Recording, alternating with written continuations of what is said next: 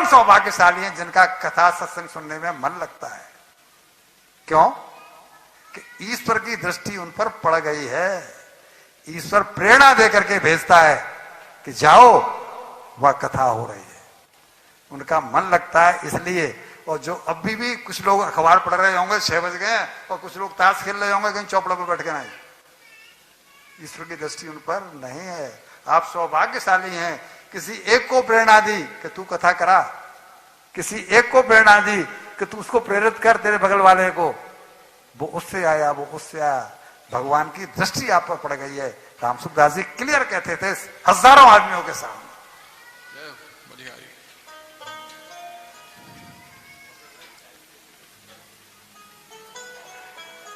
अब हम आपको सुनाते हैं भक्त प्रहलाद का चरित्र। भक्त प्रहलाद का चरित्र बहुत उच्च कोटि का चरित्र है। भगवान के सबसे ऊंचे भक्तों में जिनकी गिनती होती है वो हैं प्रहलाद जी। अब आप पहुंचिए पहले दिन की कथा पर। मुरारी लाल जी तो पहुंच नहीं पाएंगे, मैं छोड़ूंगा नहीं, तो इसलिए तो नहीं, मैंने इसीलिए तो कही है कि आप तो पहुंच ही नहीं पाएंगे, आप तो आए ही नहीं थे। उस दिन क्या बात हुई थी? यही तो बात है, प्रेरणा भगवान की तरफ से कोई न कोई व्यवधान आ जाता है।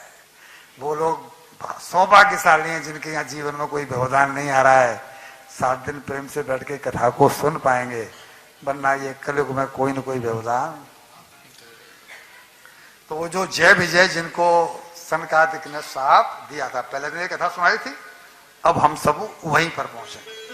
तो वो बने थे हिरण्यकश्यपु और हिरण्याक्ष। तो हिरण्यकश्यपु का तो भगवान अब उद्धार करेंगे, और हिरण्याक्ष का उद्धार उन्होंने बड़ा अवतार लेकर के कर दिया था। ये कथा उस दिन हमने सुनाई थी। तो हिरण्याक्ष को चूंकि भगवान ने मार दिया था, इसलिए हिरण्यकश्यपु जो बड़ा भाई है ये भगवान से दुश्मनी मानने लगा कि विष्णु ने मेरे भाई को मार दिया, इसलिए मैं विष्णु को जिंदा नहीं छोड़ूंगा। अपने पूरे शासन में ऐलान कर दिया कि विष्णु को मैं मार के छोड़ूंगा, उसने मेरे भाई को मारा है, मैं उससे बदला लूंगा। और जब इसको कोई साधन नहीं दिखाई पड़ा विष्णु को मारने का, ये प्रसंग लंबा है, मैं घुस गया तो फिर उस पुराण में, विष्णु पुराण में घुस जाऊंगा। ये विष्णु पुराण का प्रसंग है कि जब इनको मारने के लिए हिरण्यकश्यपु गदा लेकर के चला, मारने के लिए भगवान विष्णु को, तो भगवान विष्णु छोड़ के भाग जाते थे अपने राज्य को, क्योंकि इसकी मृत्यु जो होनी थी भगवान के हाथों से ही होनी थी, लेकिन मृत्यु में समय था। समय से पहले आप और हम में से कोई जा नहीं। तो भगवान विष्णु छिप जाते थे। तो पूछा संतों से, भाई मैं करूं क्या, ये तो हाथों के पीछे पड़ गया है, मैं जहां पहुंचता हूं वहीं पर पहुंच जाता है, तो मैं कहां छिपूं उसके डर से, क्योंकि इसको मैं मार तो सकता नहीं अभी। तो उन्होंने यही कहा कि आप इसके हृदय के भीतर, भगवान इसके अंदर घुसे हैं और वहां छुपे बैठे थे, लेकिन इसको पता, और इसने मान लिया कि भगवान मेरे डर के मारे भाग गए। भगवान हम सबके हृदय में छिपे बैठे हैं, लेकिन हमको पता, जब इसकी ये स्थिति हो गई, भगवान कहीं दिखाई पड़ नहीं रहे हैं, तो क्या करूं, बदला लेना है। तो ये तपस्या करने के लिए और जाकर के पहुंचा मद्राचल पर्वत पर, और एक पैर पर खड़े होकर के भगवान की तपस्या करना शुरुआत की। जब ये तपस्या करने लगा तो देवता घबरा गए कि इसके बल का कोई रोक नहीं है, कोई इसे जीत नहीं सकता, इसकी मृत्यु भगवान के हाथों है, और भगवान के जब मारेंगे तभी मरेगा। तो देवता लोग घबराने लगे कि अगर इन्होंने सिद्धि प्राप्त कर ली तो हमारा क्या होगा, ये तो अभी भी हमको नहीं रहने देता। तो वो गए अपने गुरु बृहस्पति जी के पास कि भगवान कुछ करो, ये तपस्या करने निकला है, ब्रह्मा जी मजबूर हो जाएंगे, सिद्धियां ये प्राप्त करेगा, फिर हमारा क्या होगा, और ज्यादा कष्ट देगा।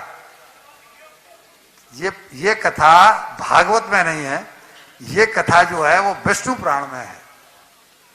तो इसने क्या किया कि जिस पेड़ के नीचे बैठ करके ये भजन करने लगा, बृहस्पति गुरु उसी पेड़ के ऊपर जाके तोता का रूप लेकर के बैठ गए, और ये जो कर रहा था जाप, वो तो कर रहा था मन मन में, ब्रह्मा जी का जाप कर रहा था, लेकिन ये नारायण नारायण नाम रटने लगे ऊंची आवाज में। बृहस्पति जी बोले नारायण नारायण नारायण। अब ये सोचने लगा कि मैं तो नारायण को मारने के लिए तपस्या कर रहा हूं, और ये तोता तपस्या कर रहा है नारायण नारायण नाम से, और ऊंची आवाज में तपस्या कर रहा है, मेरे तपस्या में भंग पड़ रहा है। लगता है आज मैं सही मुहूर्त से नहीं आया, लगता है आज मैं सही मुहूर्त से नहीं आया। इसने भगाने का प्रयास किया, लेकिन तोता को क्या भगाएगा, वो तो उड़ के जाता, फिर बढ़ जाता, दूसरे पेड़ पे बैठता, फिर उसी पेड़ पे आगे बढ़ जाता। तो ये घर पर लौट करके आ गया। 10,000 साल का व्रत लेकर के गया था। जब लौट करके आया तो पत्नी कयादू ने पूछा कि लौट के कैसे आ गए, आप तो 10,000 साल का व्रत लेकर के गए थे। हर पत्नी को अपने पत्नी की आदत पता है कि नहीं है, हर पत्नी को अपने पति के स्वभाव पता है कि नहीं है। ऐसे ऐसे करो, ऐसे ऐसे करो, सबको पता है ना, कोई संशय तो नहीं है। तो इसको भी पता था। अब ये बोली कि तो महाभयंकर महा अहंकारी आदमी एक बार अगर कह दे, एक बार जो कह दे वो करके माने। और ये कह के गया था कि 10,000 साल बाद लौटूंगा, और ये आज ही लौटे आया।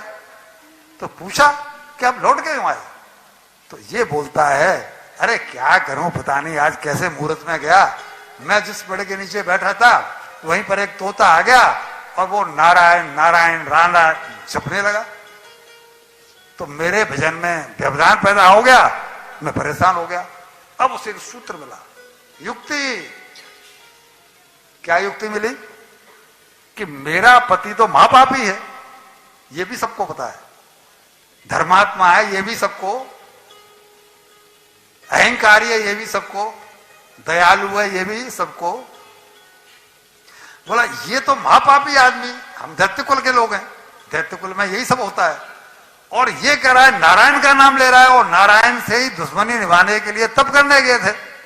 मेरे पतिदेव नारायण को मारने के लिए तो गए थे। तो उनने कहा कि अगर इनके मुंह से आज 108 बार नाम निकल जाए तो इस दैत्य कुल में कोई एक बालक ऐसा पैदा हो सकता है जो भगवान का भक्त हो। और अब वो इस हिरण्यकश्यपु से बार बार नाम लिवाने लगी कि वो किस स्वर में बोलता था।